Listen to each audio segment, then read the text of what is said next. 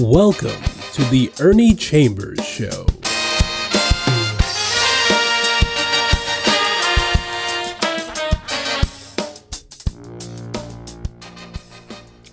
Brothers, sisters, friends, enemies, neutrals. It's another day in another week, and I have a few things I want to say about voting. We as a people, and it involves white people too, but us to a greater extent, we do not vote in the numbers that we should. If you want to know how to attack your enemy, study that enemy, whatever that enemy fears the most, whatever that enemy would like to keep you from having and making use of, is the very thing you ought to run to and grab and hold on for dear life. When it comes to black people in this society, although the Constitution says that anybody born in this country or naturalized, that means you come from another country, you go through the rigmarole, you take an examination, and you gain citizenship. But anybody born or naturalized in this country is automatically a citizen. That does not and never has applied to black people. If it did, we wouldn't need special so-called civil rights legislation, anti-discrimination, laws at the state and federal level which are designed to give to us a small amount at least of what white people can take for granted. Voting is what the enemy, and by that I mean somebody who in a systematic way does things to harm us as a people. The thing that the enemy fears the most, and has demonstrated it throughout society and throughout history, is the vote. These white people want to get into office. They know where the seat of power is. They know where the buttons are that people in power push and things happen. If I'm a big shot running a corporation, I will sit behind my mahogany desk, a high-back chair, look very important, but under my desk, I have a panel of buttons that I can tell which is which just by feel. And they are buttons that are connected to something. There are wires that run from these buttons. And if I push button A, there are screens, there are receptors that light up or make sounds somewhere. And if you looked at all of these different wires that all of these big shot white businessmen have, and you were able to draw a very thin line representing each one of those wires, and take a map of the United States and have all of those wires represented, it would look like a spider who was drunk had been weaving a web, single strand fashion, all over the country, then outside of the country. In other words, they push buttons and something happens. We push a button, and if the doorbell does ring and somebody looks out and sees it's us, they either don't open the door or they slam it in our face. I'm speaking metaphorically now in some instances. White people have not been as afraid of us getting jobs as they are of us voting, because once we get into the company, they can control us. We can go no farther, no higher than they desire to have us go. They can lay traps and do tricks that will justify them in firing us if we get out of line. They want us to be such toms that we can step on the boss's shoe without disturbing the shine. They want us to be such pussyfooters that you could stretch a piano keyboard from the Atlantic Ocean to the Pacific Ocean, in other words, all the way across the United States, and we could dance across that entire keyboard without striking a note. those are the kind of people who make it to some extent if they're of our complexion, of our derivation, because there are some people light enough to, quote, pass, unquote, for white, but they choose not to. They know that somewhere in that family tree, somebody crossed the line. So we have a set of circumstances where that enemy does everything to keep us from having power. Voting is what that weapon is. When there were black and white young people demonstrating around the country after George Floyd was murdered on television, I participated in some of those, they called them marches or whatever they called them, and I did it so that at some point they would stop and I would have a chance to address them. I would tell them, sometimes we'd wind up at the courthouse. We'd be in the courtyard of the courthouse, and I would say, look at that big gray building over there with those windows. Behind those windows are offices. In those offices are politicians. They look out the windows and they see all of these young people here. But your mere presence doesn't bother them. The police will keep you from reaching them, so they fear nothing physical. What they will do is check the voter rolls. Are these young people now registering to vote? Have they come to understand where real political power lies? If the registration rolls don't increase, they'll let you march until you wear holes in the bottoms of your shoes. They give the police a chance to practice their rhythms on your head with a nightstick.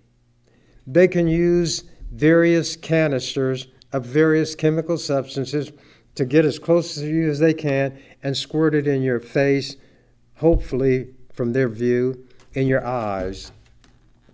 You have the numbers, but they're numbers without power or force. This is a highly politicized society. Politics is the lifeblood of this society, whether you like it or not.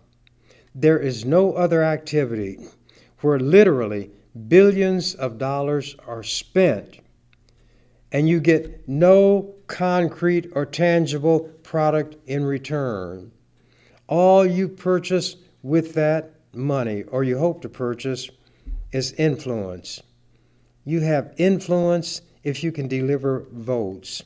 There are people hired, and their only job is to try to get people to register for one party or the other.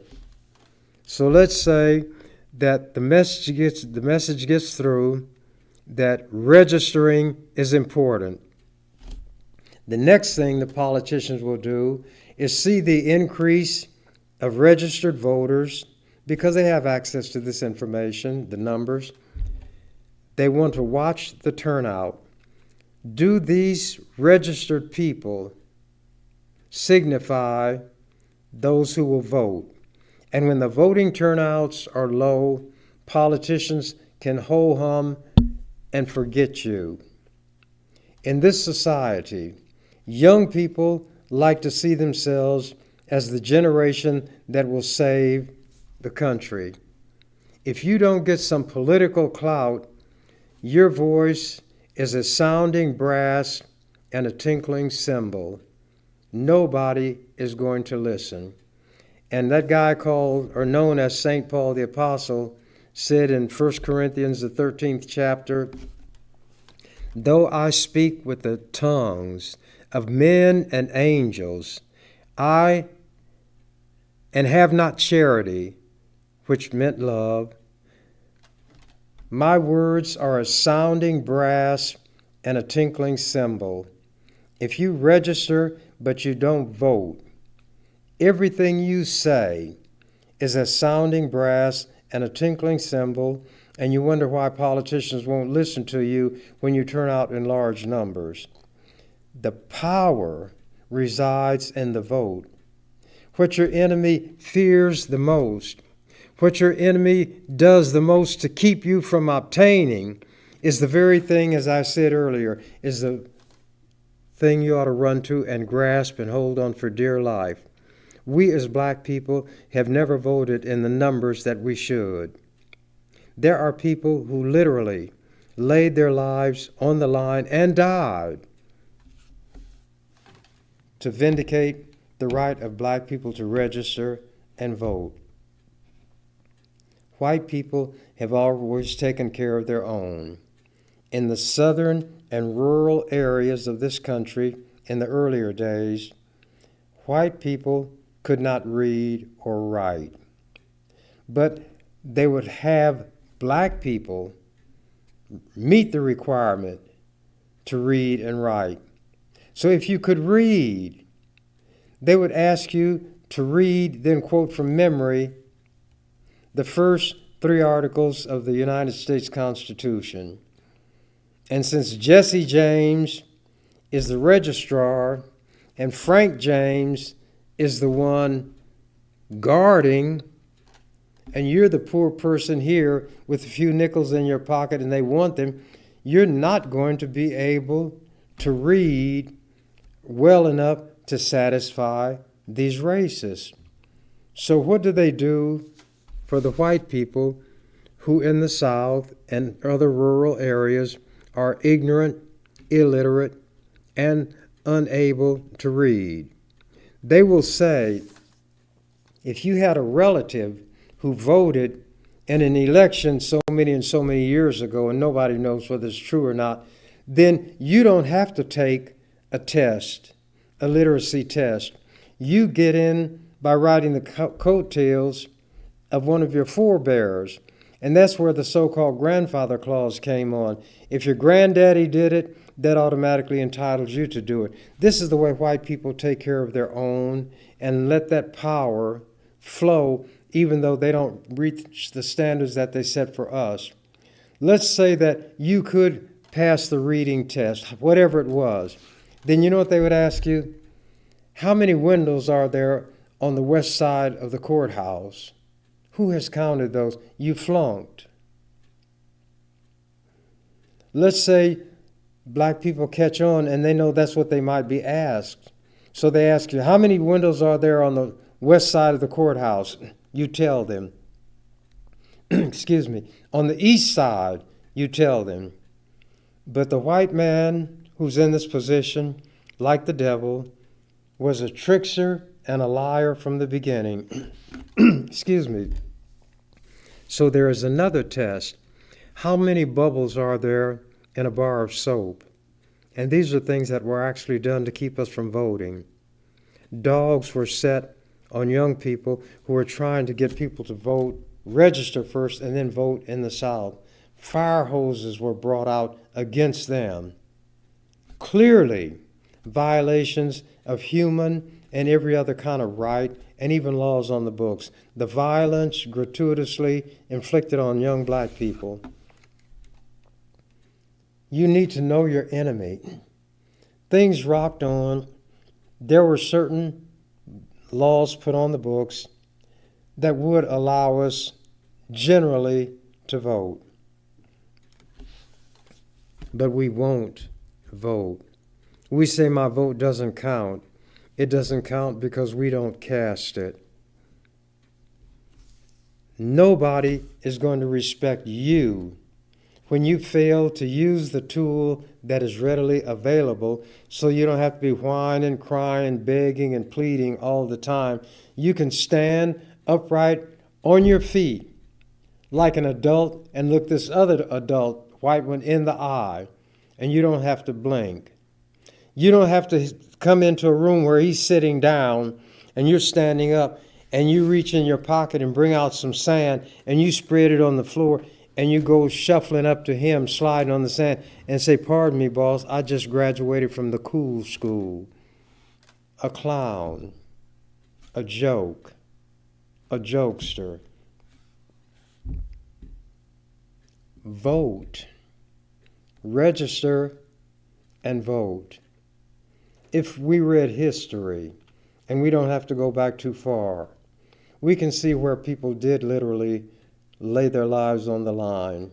Medgar Evers was assassinated. Martin Luther King Jr. was assassinated. Malcolm, although he was a Muslim and talked about things other than voting, was assassinated. And Malcolm's watchwords were, by any means necessary. You don't have to use or resort to extraordinary means if you will just vote. Our district, the 11th Legislative District, number 2 City Council District, are not taken seriously because we don't vote in large enough numbers. But if we were doing that, as some will do in the South, you know what these white people do? They draw the lines to include this territory that has a lot of white people, exclude this territory that has a lot of black people, and it's called gerrymandering. And you know where that term came from? If you read history, a guy named Elbridge Gerry, Gerry, was the first one who started utilizing that. And as he drew these lines that wiggled and squiggled and went all kind of ways, they said, that looks like a salamander. But since Elbridge Gerry was the one who did it, they didn't call it a salamander, they called it a gerrymander. There are so many things in history that we need to master. Malcolm said, the study of history is the subject best able to reward our endeavors or expenditures of energy. All that a white person has to do is be born in this country, and he or she does have all of the rights promised by the Constitution and the laws. A white person from another country can get off the boat. He or she will get off the boat on Saturday. Then Monday, he or she is your boss because he or she can become a citizen. They have to go through some steps, but I'm doing this to make a point. White people take care of their own. White people, though, are outnumbered on this planet. I'm not going to go off into that because I would take more time on that and not make the point. When I got sent to the legislature by wise black people, I wore sweatshirts and jeans. And when white people ask me, why did I dress that way? I say, well, if you'd worry less about how I dressed and more about the rules and the way that I study the rules, you would do better than I do. But let me tell you this. Before I came here, and while I'm here, I'm a barber.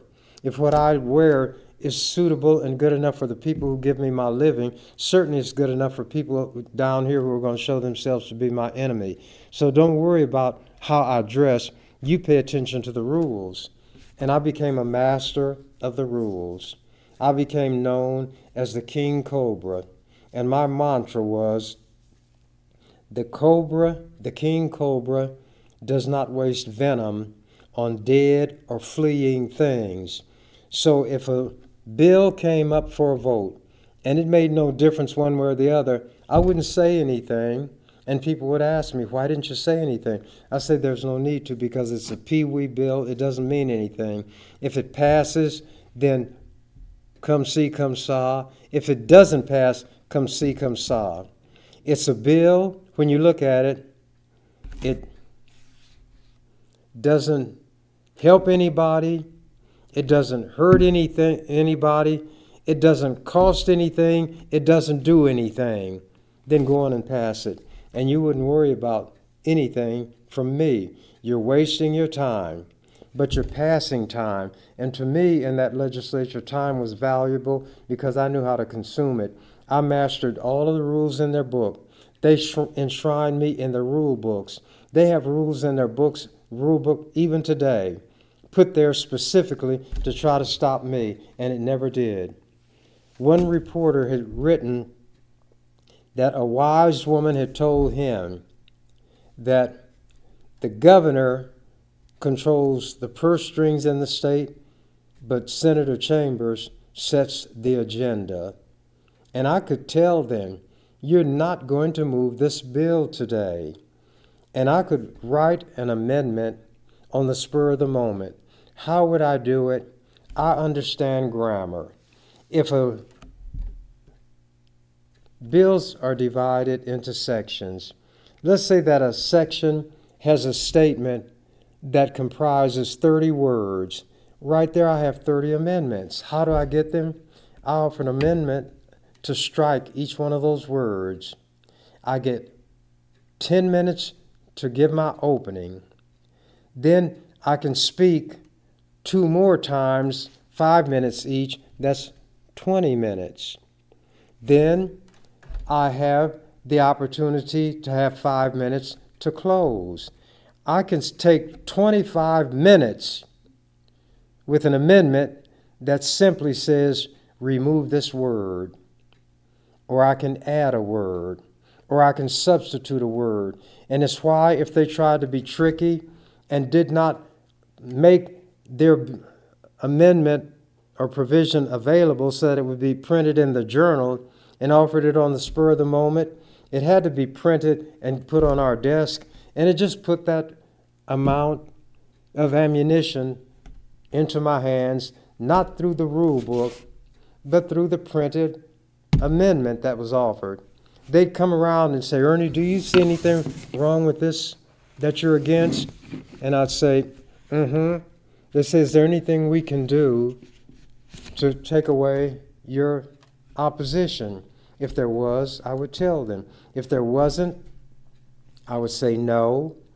Then they'd go to the speaker and tell the speaker, Ernie doesn't like this. It's going to take a long time. People will get angry at me because they'll feel that I'm giving Ernie all this time and they can't get to their bills. So I would like to pass over this bill today. And that's how I stopped a bad bill without even fighting, without working up a sweat. I mastered the rules and I knew how to apply them. I was called the master of the rule book, and I'm enshrined in the rule books to this day. I'm enshrined in their Constitution. How? Through term limits. They couldn't get me out because black people were wise and knew what they had with me in that legislature.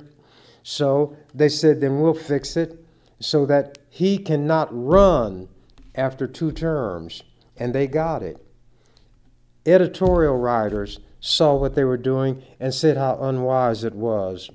Former senators talked about how unwise they were, and that it was all to try to stop one man, and then I mocked and ridiculed them.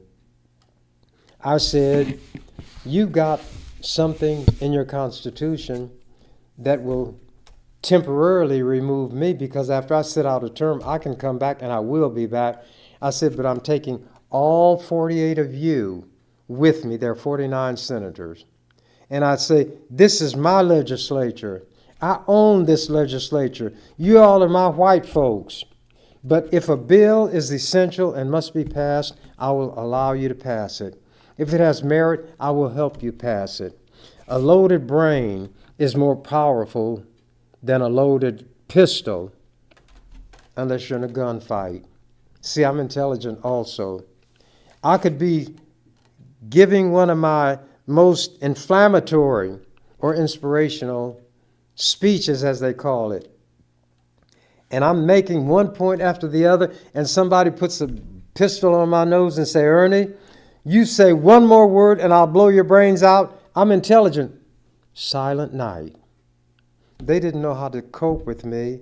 They didn't know how to deal with me. They had nothing that I wanted. They couldn't take anything from me. The lobbyists who control them will tell them, don't upset Ernie because he will hurt my bill. And then lobbyists would come to me and ask me, is there anything that can be done to this bill that will take away your opposition?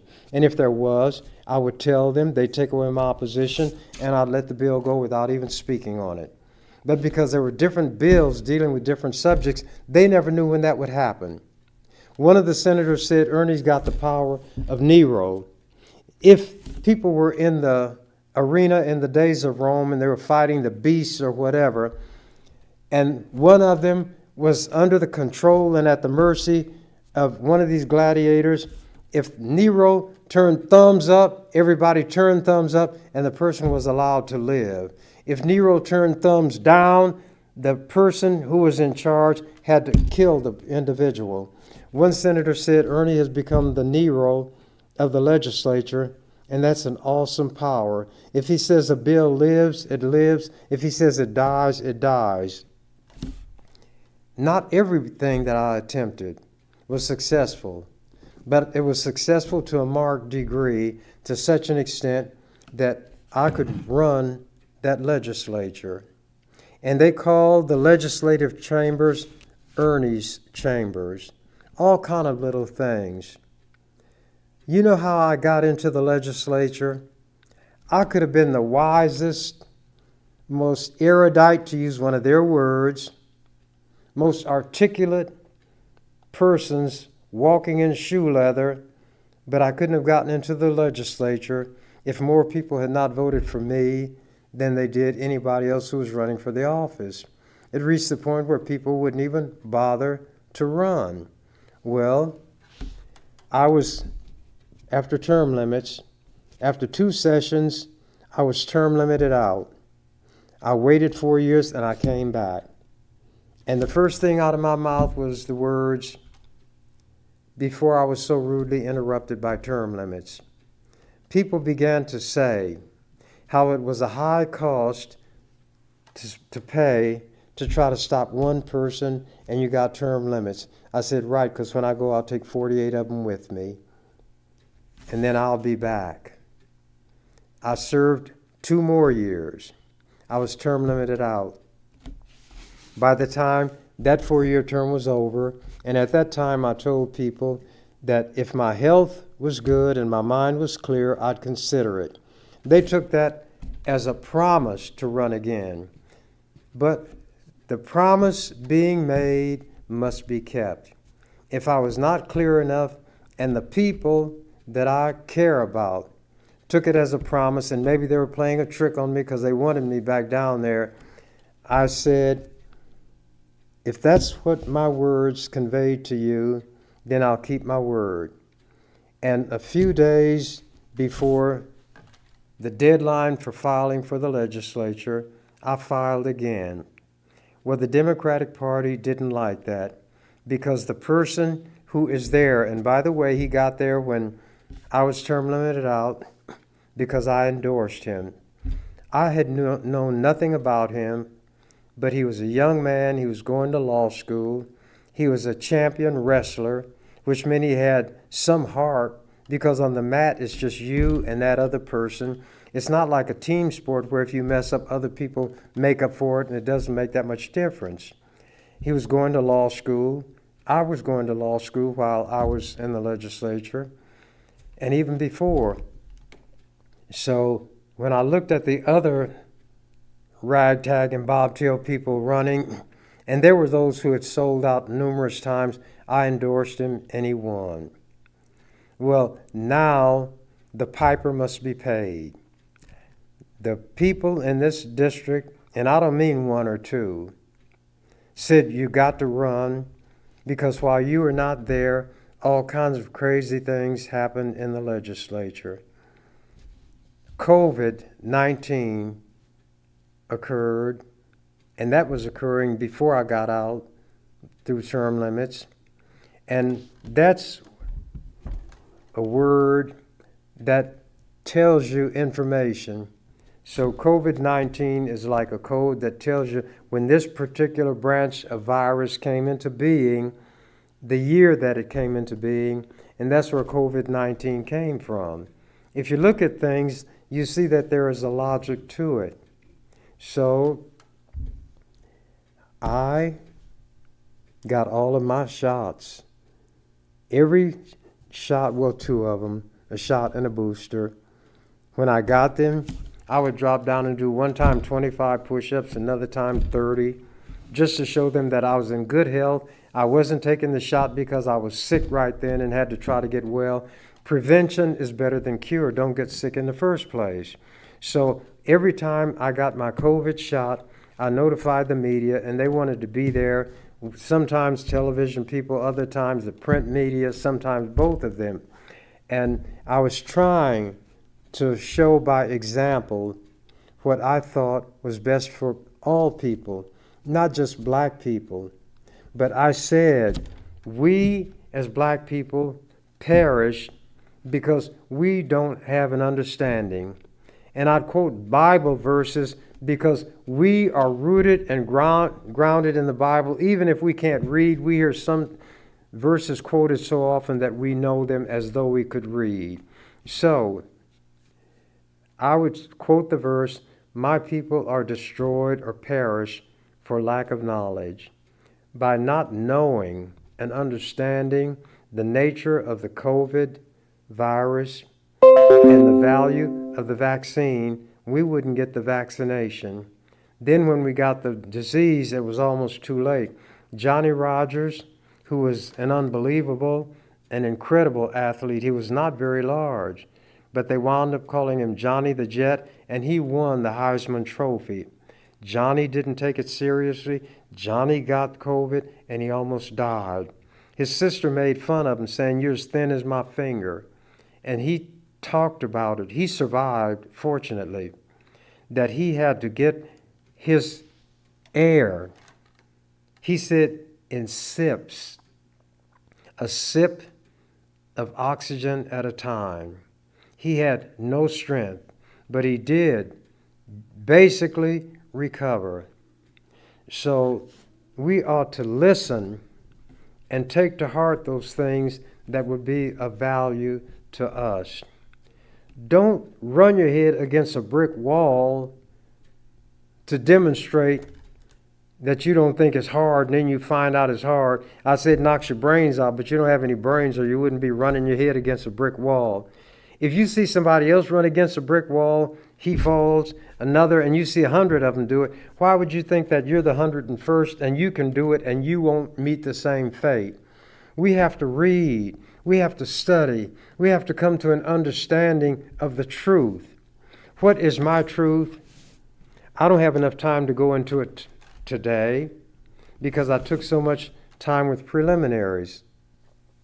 But I'm going to read a few things about what happened while I was in the legislature. But there are three very important things. We couldn't get people on the city council, the school board, or the county board because they ran at large. That meant when people put their name on the ballot, everybody in that particular political subdivision voted. So we, being a very small minority, never could put anybody on. A couple of times there were black people who the white people felt safe about, so they let them get on the school board. But there was very little they did.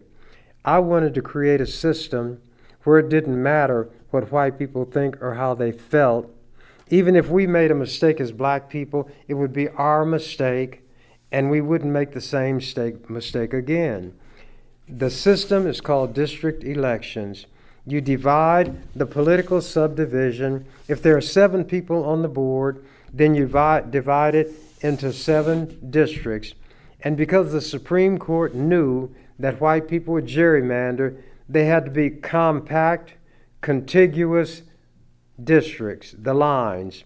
That meant you couldn't stretch something way out like a salamander. And there would have to be, to the extent possible, a community of interest taken into consideration.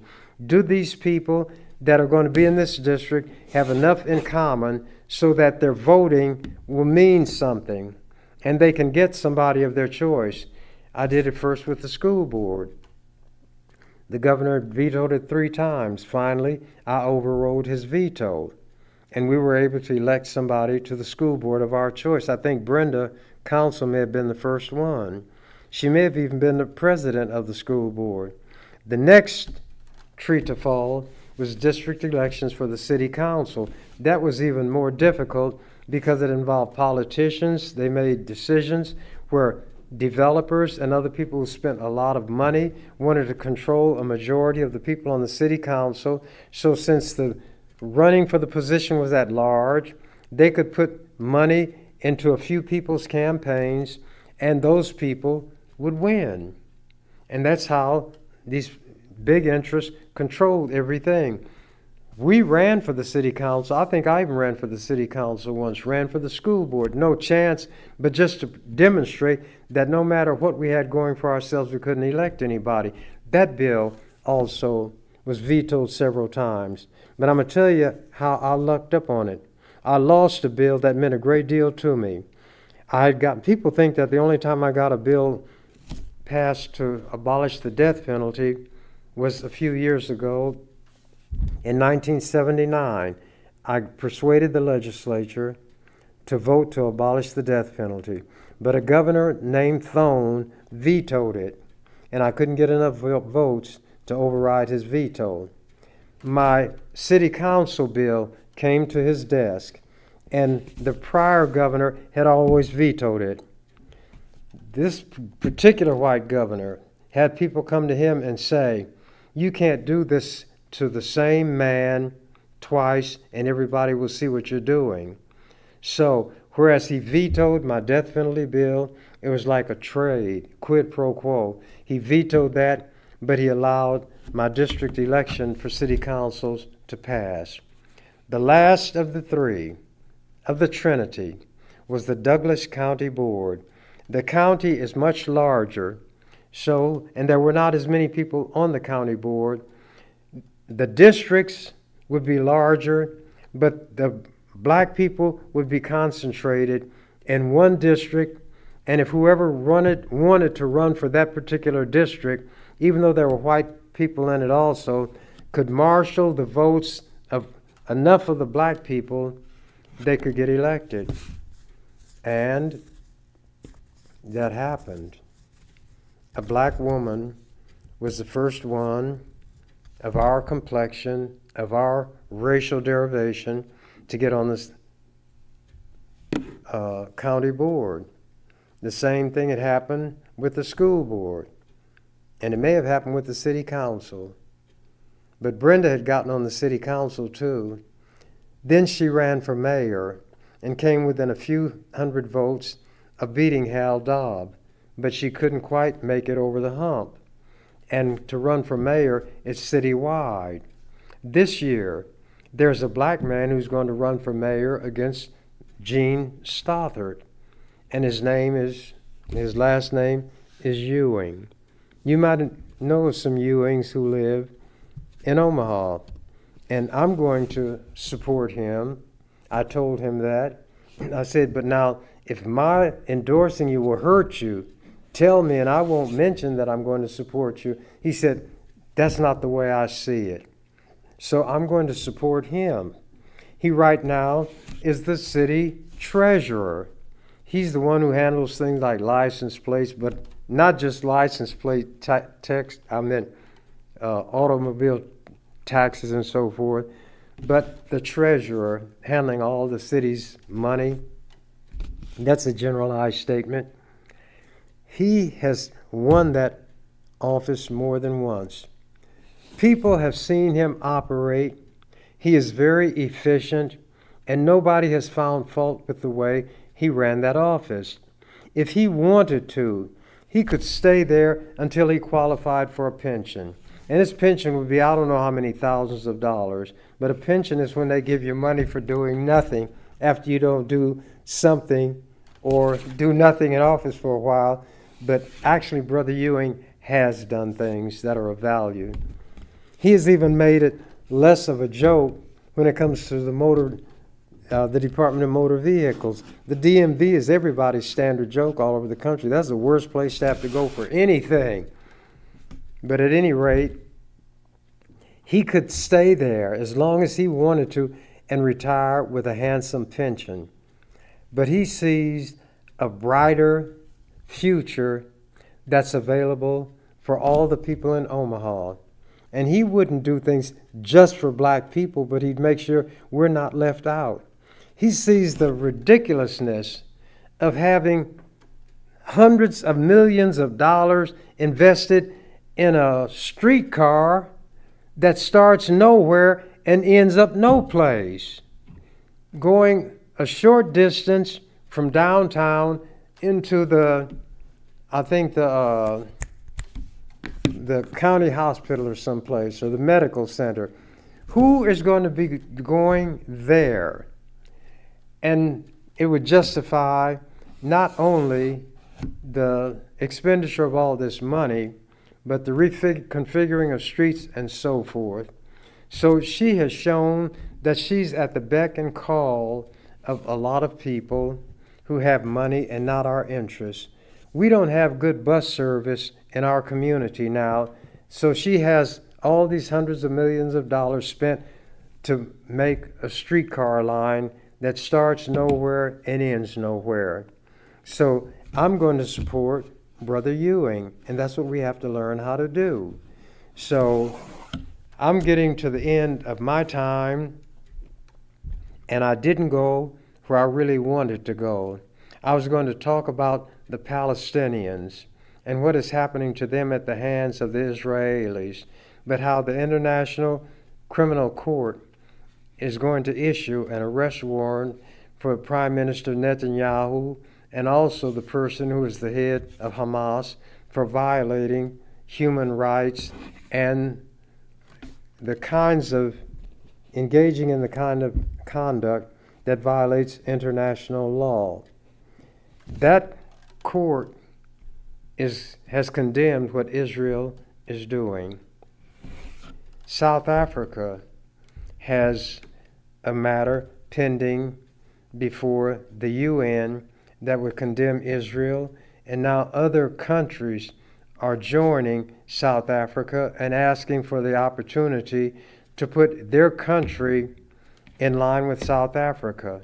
But here's the irony. Jews were run out of a lot of countries in in Europe, and a lot of them gravitated to South Africa and joined that government in crushing black people under that racist system called apartheid, the most racist, cruel system that ever existed before or since. A bill that I got through the legislature that said no country that does business with or in South Africa can have any investment of state funds. That passed. All of Nebraska's money that was invested in companies, and a lot of companies did business in or with South Africa because it was so lucrative, the return, because the more businesses that supported South Africa, the more it propped up that government, and they were rich. A lot of the Jews that went from Europe went to South Africa and joined these racists in suppressing black people. Then they decided that they'd like to have a country of their own. So, and I'm shortening all this because I don't have time and it's too involved, but they started migrating to Palestine. There was no Israel, but Palestine was a country. It was a nation, and the Jews settled there. And then through shenanigans and manipulations, they, in 1948, had the area where they had stolen from the Palestinians declared to be the state of Israel. It became the so-called Jewish state. Then, like a plague, and this is not on every Jew, the ones who ran it began to steal and encroach on the land of the Palestinians, and pretty soon they took over, and you see what's happening today. And you know, when you run like I run, and you run a mile in 4 minutes, when you run 3 minutes, you just know that automatically, and you know when you got 1 minute left. And I figure I probably have run 3 minutes of my 4-minute mile, so I probably got about a minute left, and I'm going to wrap it up without having to have the hammer dropped on me. I'm going to, from time to time, talk about voting, and I will give some examples specifically from various states of how things were done to keep black people from voting, and then show examples of how when black people voted, things changed because they had their fingers and thumbs on the buttons of power. And there was something that button was attached to, like these big shot white men. And when you hit this button, there were currents that went through these wires, and something happened here, it happened there, and it happened to the other place. Without voting, we're going to be whiners, complainers, and beggars forever. And some people might be saying right now, well, suppose you encourage a lot of people to vote and they don't vote for you. Well, it's bigger than me. It's more important than me. I'm one person. I don't have a lot of time left on this earth anyway. If I have 100 years, that's not much time. We have to look at what's best for our group. And the best thing for our group is to be in a position to make a decision as to who we want, who we think is our best, in our best interest. And when I was in the legislature, I would tell people how to file and run against me. And if they didn't have the money, they might could do it in paupers where you didn't have to pay the filing fee. And I said, but if you lose me, oh yes, you lose a good thing. But I wanted the people to be in a position to select whom they chose. I had a history and a record, and from time to time, I'm going to read from some of the things and of the things that I had done. From the time I was arrested and put in jail for standing on the step of the barber shop and looking at a cop who had parked his cruiser in the bus zone while his friend went and got a fish sandwich at the fish house. This cop didn't like me looking at him, so he arrested me and charged me with interfering with an officer. But I can't go through the whole story here because I don't have the time. But those are some of the things I'll mention. The bills that I got passed, the changes that I brought into being, and people thought once they were in place for a while that they'd always been there. So I'll be listing the kinds of things that I did while I was there, and my mind is still clear, my health is good, and somebody can catch me on the street, and if the ground not too dirty, say, Ernie, drop down and give me 25, and I'll give them 25 push-ups. And I'll say, I'm 86. July 10th, I'll be 87. One more year, and I'll have as many years to me as there are keys on the keyboard of a piano. I'm not embarrassed by my age. I'm not ashamed of my age. I think I carry my years well. And if my mind was slipping, I would know it. If my health was bad, I would know it. And I wouldn't want my community to buy a pig in a poke, meaning something that they don't know what it is, but they hope it's good. So my time now is just about out, and I thank you for yours. So I will say what the canary said when he found out that the cage on the door on the cage was open. I'm out of here. You've been watching The Ernie Chambers Show.